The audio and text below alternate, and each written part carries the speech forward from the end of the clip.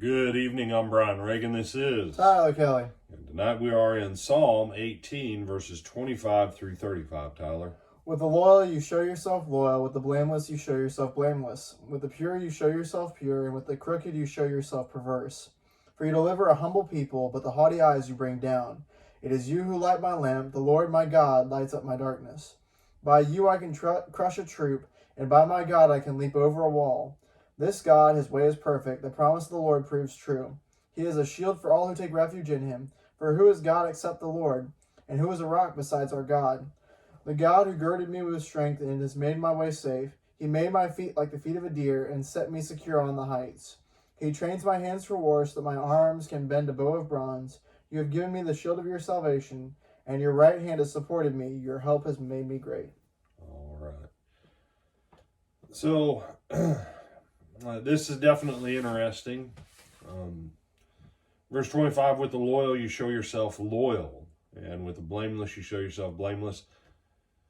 There is an aspect where God reflects back to us what we demonstrate toward him and toward others.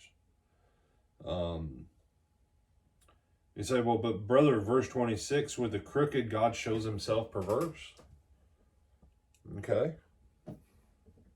But this kind of goes along with a verse that we read out of Titus yesterday. Not yesterday, but Sunday morning Bible class, that to the pure, all things are pure, but to the crooked or the wicked, all things are twisted and perverse. To those people who twist themselves,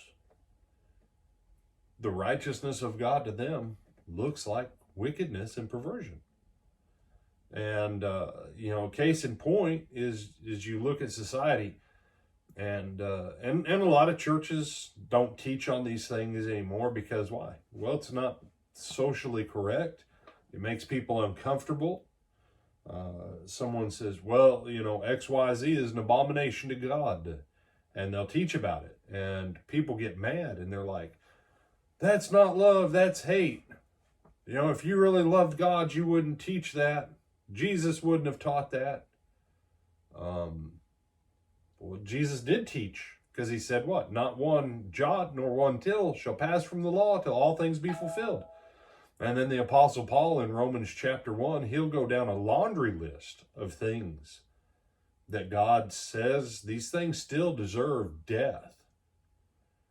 But because the world continues to twist itself away from God, then everything of God's becomes twisted to them. And so when it says that, God shall show himself perverse, it's not that God becomes perversion. It's that because of their twisting and their warping, now everything that is attached to God becomes warped, and anything they try and get from God is warped because of who they are. And I want you to see that. The issue is, who are you on this side of it to elicit a similar response from God? This is not where God initiates, man initiates. Which, Tyler, that kind of goes against everything that people say about God. No, God initiates everything. All the love. Yeah, you're right. 1 John does say, in this is love, not that we love God, but that God loved us first. Because why? We had become so twisted and perverse, even our love is twisted and perverse. That's the problem with sin. And Proverbs will say it later on. I don't know if we'll get to it or not. Yeah, we should get to it. That even the tender mercies of the wicked are cruel. You can reach a place where you are so warped in your thinking at some point in your life that even when you're being loving and kind, you're still destructive. And that's kind of what's going on here. And so you have to choose. You have to choose what kind of person you're going to be. And then once you choose that and you align yourself with those attributes and qualities of God, then something fascinating happens. Once you choose to get in harmony with God, that means now God's in harmony with you, and everything that God is willing to do for you now comes into play. But it's not till you get in harmony. And Tyler, have you ever done much with plumbing? Not a lot. Okay. Do you know about valves? Yes. Okay. Generally, a valve, if it's installed correctly, the handle on it, like if this is my plumbing line, Tyler, Mm-hmm. the handle, if it's perpendicular to the line, I should be able to see that the valve is open or closed. Should be closed now, right? Should be closed.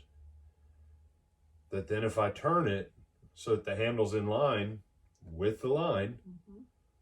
then I should be able to flow, and the full effect of what's in that line now comes through. Mm-hmm. So also with our walk with God.